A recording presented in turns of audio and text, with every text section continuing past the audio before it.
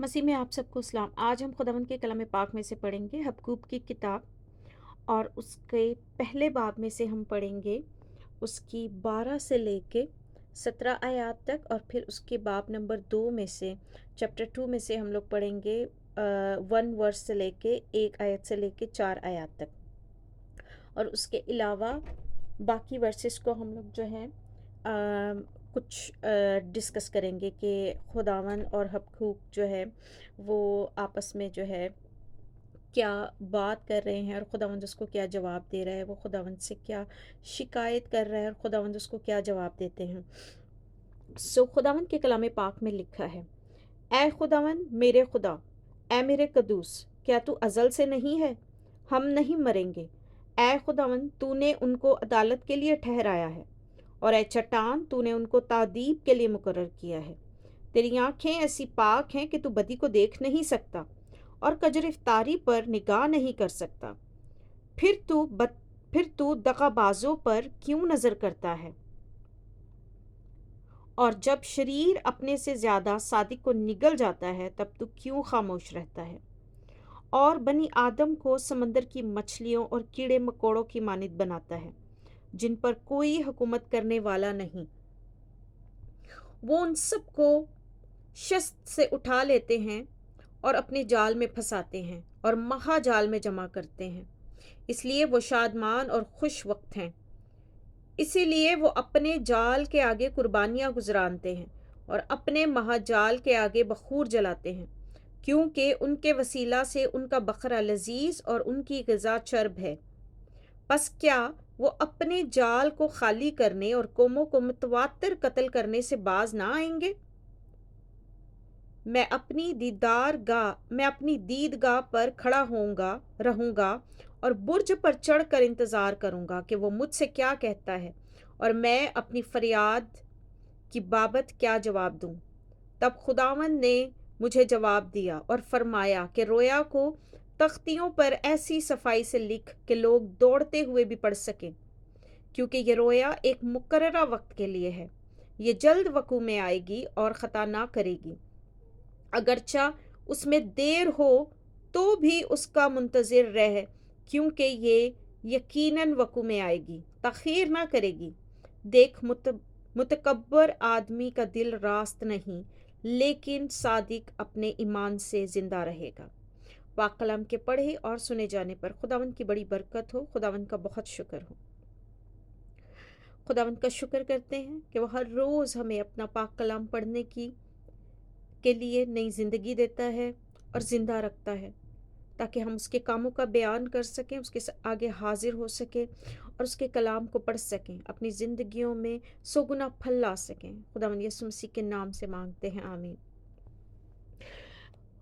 जो हबक्कूक नबी की जो किताब है, ये 7वीं सदी क़ब्ल मसीह के अवाखिर से है, और ये जो किताब इस वक्त जो खुदावंद से ये जो सवाल और जवाब का सिलसिला चल रहा है, ये बाबुल की हुकूमत के बारे में है, उनके अरूज के बारे में है। जिस वक्त बाबुल जो है वो हुकूमत कर रहा था और इसराइल जो है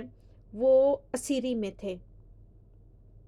और बहुत ज़्यादा जबर तशद्दुद में रहने के बाद जो है बहुत ज़्यादा तकलीफ़ें जब उसने अपनी कौम की देखी, तो हबक्कूक जो नबी है वो खुदावंद से सवाल करता है। पहले बाब में वो खुदावंद से पहली शिकायत करता है कि इतना जुल्म क्यों है, ये गिरफ्तारी क्यों है, इतना फतना और फसाद क्यों है, और खुदावंद उसको जवाब देते हैं। फिर दूसरी दफ़ा वो खुदावंद से फिर शिकायत करता है, और ये शिकायत ऐसी है कि वो खुदावंद से कहते हैं कि खुदावंद तू तो बदी को देख नहीं सकता, तेरी आंखें तो बहुत पाक हैं, और तू तो कजरफ्तारी पर निगाह नहीं कर सकता। फिर तू क्यों दगाबाजों पर नज़र रखे हुए है? क्योंकि वो खुदावंद से इसलिए सवाल कर रहा था कि बाबुल के जो इसराइली हैं, चाहे वो जितने भी गुनाहगार हुए हैं, तो वो तेरी कौम, और बाबुल जो कि एक पेगन कौम है, जो कि एक दूसरी नस्ल है, जिससे तू प्यार नहीं करता, जो तेरी कौम नहीं है, जिससे तेरा कोई कोवेनेंट नहीं है, तू उनको क्यों इसराइल पे हुकूमत करने दे रहा है? और ऐसे लोग جو اسرائیلیوں سے زیادہ گناہگار ہیں اور ان سے بہت زیادہ اپر درجے کے جو ہے گناہ کرتے ہیں، بخور جلاتے ہیں اور جو ہے اونچے مقاموں پر جو ہے بخور جلاتے ہیں اور سجدے کرتے ہیں مورتوں کو اور ہر قسم کی بری روش میں مبتلا ہیں، کیوں وہ حاوی ہیں اسرائیلیوں پہ؟ بے شک اسرائیلی گناہگار ہیں، انہوں نے گناہ کیا، انہوں نے جو ہے غیر قوموں کے ساتھ وہ مل گئے، خداوند نے جن جن چیزوں سے ان کو منع کیا جب وہ جو وعدہ کی سرزمین میں آئے، خداوند نے کہا کہ یہ سب کام نہ کرنا تاکہ تم جیتے رہو، بلکہ کلام پر نظر رکھنا، کلام کو پڑھنا۔ انہوں نے ان ساری چیزوں کو چھوڑ کے، خداوند کی ساری باتوں اور خداوند کی ساری مرضی کو چھوڑ کے انہوں نے جو ہے غیر قوموں کی سی عادتیں اپنائی، غیر قوموں کی جو ہے قربانیوں میں شامل ہوئے، ان کے بتوں کے آگے بخور جلائے، وہ بت جو کچھ کر نہیں سکتے، کچھ کہہ نہیں سکتے، ان لوگوں سے، ان بتوں سے مانگا اور ان کے آگے اپنی اولادوں کو ایون جو ہے قربان کرنے کے لیے بخش دیا، اور خداوند نے اپنے قہر میں جو ہے ان لوگوں کو تحقیق کیا، اور ساری برکتیں جو خداوند نے ان کے لیے کہی تھی جب وہ خداوند کی طرف چلتے اور خداوند کی راہوں پر چلتے اور مانتے، وہ سب ہٹا کے خداوند نے ان لوگوں کو اسیری میں بھیج دیا، اور انہوں نے پھر سے دکھ سہا، اور انہوں نے اس چیز پر دوبارہ سے ریپینٹ کیا اور سوچا کہ وہ کہاں غلط تھے، اور جب تک وہ غلط تھے خداوند نے ایک ایسی قوم کو ان پر چڑھایا جو ان سے بہت زیادہ گناہگار اور پیگن تھی، اور خداوند نے ان پر جو ہے اسیری کو قائم کیا، ان کے دکھ، درد، جبر اور تشدد کو بہت بڑھا دیا، اور پھر انہوں نے خداوند کو یاد کیا۔ تو حبقوق نبی یہاں جب خداوند سے دوسری دفعہ شکایت کرتے ہیں تو وہ خداوند سے کہتے ہیں کہ کیوں وہ قوم جو اسرائیل سے بہت زیادہ گناہگار ہے اور بہت ہی زیادہ پیگن اور جو ہے اسرائیل سے حد درجے زیادہ گناہگار ہے، تو نے کیوں اس کو اسرائیل کے لیے اس چیز کے لیے قائم کیا کہ وہ اسرائیل کو دکھ اور درد دیتی ہے، جبکہ اسرائیلی تو تیرے اپنے لوگ ہیں۔ لیکن خداوند نے جب وہ مصر سے نکل کے وعدہ کی سرزمین میں جا رہے تھے، خداوند نے بڑے کلیئرلی ان کو کہا تھا کہ اس کلام حق پہ جو ہے توجہ دینا، میں نے جو حکم دیے ہیں ان پہ چلتے رہنا، نہ دائیں مڑنا نہ بائیں مڑنا، تو برکت تم لوگوں کی طرف رہے گی۔ لیکن انہوں نے اس برکت کو چھوڑ کے لعنت کو پسند کیا، اور وہ غیر قوموں کی طرف گئے، انہوں نے غیر قوموں کے معبودوں کو چوز کیا، ان کے بیٹے بیٹیوں سے شادیاں کی، اپنے بیٹے بیٹیوں کو ان کو دیا، اپنی نسلوں کو ڈیفائل کرنے کی کوشش کی، اور بہت سی ایسی چیزیں کی جو خداوند کو نہیں پسند تھیں۔ سو بے شک خداوند نے ان پہ ججمنٹ لے کے آئے خداوند، اور جب خداوند جو ہے حقوق کو جواب دیتے ہیں تو خداوند اس سے کہتے ہیں کہ یہ چیز جلد وقوع میں آئے گی، جلد وقوع میں آئے گی، اور خداوند بے شک خداوند نے اپنے لوگوں کا رونا سنا، اور خداوند ان لوگوں کو اسیری سے واپس لے کے آئے۔ خداوند یہاں کہتے ہیں کہ دیکھ، متکبر آدمی کا دل راست نہیں ہے، لیکن صادق اپنے ایمان سے زندہ رہے گا۔ بے شک جب وہ اپنی مصیبتوں میں تھے، اپنی مشکلوں میں تھے، جن لوگوں نے خداوند پر ایمان رکھا، توکل رکھا، واپس پلٹے، معافی مانگی، اپنے اچھے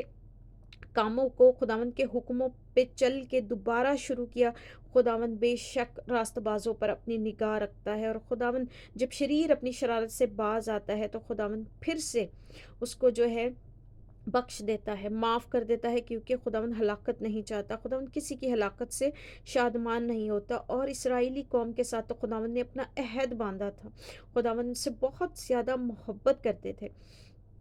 بے شک خداوند نے جو ہے حبقوق نبی کو تسلی دی اور جواب دیا کہ صادق اپنے ایمان سے زندہ رہے گا۔ آگے جو ہے جب ہم فردر ان چیپٹرز کو پڑھتے ہیں تو خداوند ججمنٹ کے لیے ایک ایک چیز کو جو ہے بیان کر رہے ہیں کہ کون کون سی چیز جو ہے خداوند کو جو ہے بری لگی ہے، اور کون کون سی چیزیں ہیں جن پر خداوند افسوس کرتے ہیں، اور خداوند کہتے ہیں کہ یہ سب چیزیں ان کے اندر ہیں، اور ان سب کو جو ہے ججمنٹ ملے گی اور مل رہی تھی۔ اور بیشک اینڈ میں حبقوق نبی دعا کرتے ہیں اور خداوند کی پریز کرتے ہیں. سو بیشک جب ہم مشکلات میں ہوتے ہیں، بہت ساری تکلیفوں میں ہوتے ہیں، جب ہم اپنے ہی گناہوں کی وجہ سے ججمنٹ ہم پر آتی ہے، ٹرائلز اور ٹریبلیشنز آتی ہیں، سو بیشک ہم خداوند کی طرف پکارتے ہیں، آواز دیتے ہیں، روتے ہیں اور چلاتے ہیں. اور بیشک ہمارا خداوند بڑا رحیم اور کریم خداوند ہے، وہ سنتا ہے. لیکن ہمیں اس وقت میں مستعد رہنا پڑتا ہے، کھڑے رہنا پڑتا ہے اپنے ایمان پہ، کیونکہ جو آخر تک ایمان پر قائم رہتا ہے وہ زندگی کا تاج پاتا ہے اور خداوند کی خوشنودی پاتا ہے اور وہ ایمان سے زندہ رہتا ہے. سو خداوند اس کلام کے وسیلے سے ہمیں بڑی برکت دے. نیکسٹ جب بھی موقع ملے گا ہم پڑھیں گے کہ آگے ناراستوں کے لیے خداوند نے کیا فتویٰ دیا اور خداوند نے کیا کیا ججمنٹ جو ہے وہ مخصوص کی، اور حبقوق نبی نے اینڈ میں پریز کرتے ہوئے خداوند کے سامنے کون سی جو ہے دعا، جو کون سا گیت ہے جو گایا اور کہا، اور جو اس میں لکھا ہے جس سے اس نے خداوند کی حمد و ستائش اور تعریف کی، کیونکہ وہی ہمارا کام ہے. جب ہم بہت مشکل میں ہوتے ہیں تو بے شک ہم خداوند سے سوال کرتے ہیں، لیکن ہم خداوند پہ ایمان رکھیں، اس پہ توکل کریں، معافی مانگیں. جب ہم واپس پلٹ آتے ہیں تو اسی ایمان پر کھڑے رہیں، کیونکہ اسی ایمان پہ جو خداوند ہے، خداوند یسوع مسیح ہے، ہم اسی ایمان سے جیتے رہیں گے اور ہمیشہ کی زندگی پائیں گے. خداوند اس کلام کے وسیلے سے ہم سب کو بڑی برکت دے. آمین.